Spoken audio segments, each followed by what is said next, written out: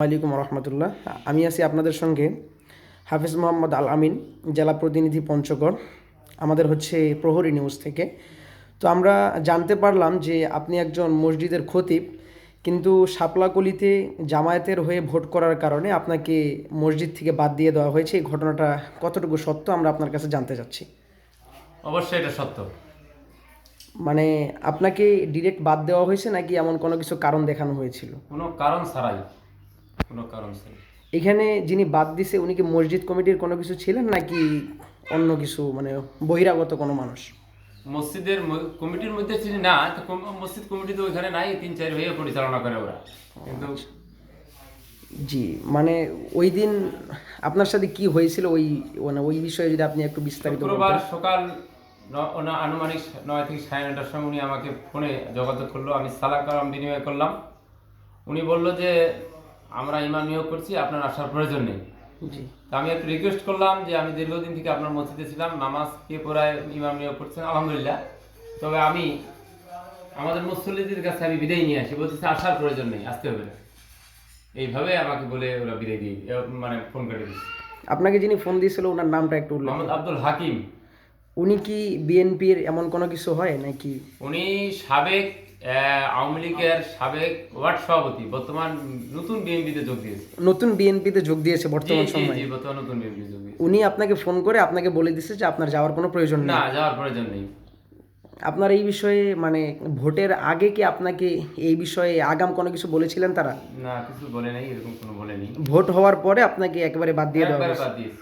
এবং আমরা কি শুনছি যে মানে এমনটা শুনছি যে আপনি নাকি বলেছিলেন যে আমি শেষ সময়ে একবার যাই তাদের কাছে বিদায় নেই, যারা আমার জনগণ রয়েছে, কিন্তু আপনাকে নাকি সেখানে যাইতে দেয়নি, এমনটা আমরা শুনেছি। এটা কি সঠিক? এটা অবশ্যই সঠিক। বিদায় নেওয়ারও আমাকে সুযোগ দেওয়া হয় নাই। আমি দীর্ঘ 2008 সাল থেকে 26 সালের 13 তারিখ 9:30 পর্যন্ত এই মসজিদের ইমাম ছিলাম আমি। এরপরে আমাকে মোবাইলে সেখান থেকে বের করে দেওয়া হয়েছে। 2008 সাল থেকে 2026 পর্যন্ত আপনি সেখানে ছিলেন? অবশ্যই সেখানে আমি ছিলাম 2026 সাল পর্যন্ত, 2008 থেকে 2026 পর্যন্ত। আপনাকে এটা বাদ দেওয়ার কারণ বলে আপনি কি মনে করতেছেন? কারণ আমি রাজনীতি সম্পৃক্ত ছিলাম। আমি বাংলাদেশ জামাত ইসলামের একজন কর্মী ছিলাম। আর জামাত ইসলাম এনসিপির সাথে জোট করার কারণে পঞ্চগড় 1 আসনে জোটের পক্ষ থেকে সার্জিদ আলমকে মনোনয়ন দেওয়া হয় তার শাপলাকলি নিয়ে। আমি শাপলাকলির পক্ষে নির্বাচন করেছি। আমার মনে হয় এই কারণে আমাকে সেখানে বাদ দেওয়া হয়েছে। জি।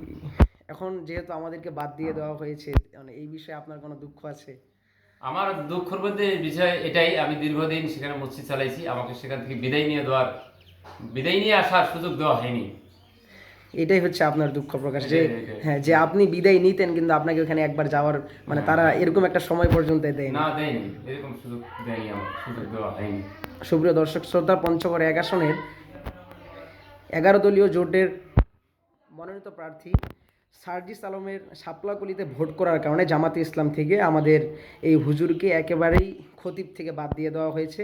তো আমরা এটার একেবারেই তীব্র প্রতিবাদ জানাচ্ছি। আমরা চাই যে বাংলাদেশের মধ্যে এমন যেন আর কোনোখানে না হোক। আপনি কি এমনটা চান? না, আমি চাই না।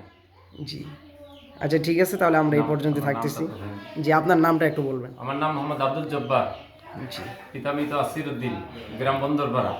আচ্ছা, আপনার মসজিদের ঠিকানাটা একটু বলবেন। আমার মসজিদ হচ্ছে কুচিয়ামর শালবাড়ি জামে মসজিদে। আচ্ছা ঠিক আছে, আপনাকে অসংখ্য ধন্যবাদ। আসসালামু আলাইকুম রহমতুল্লাহ।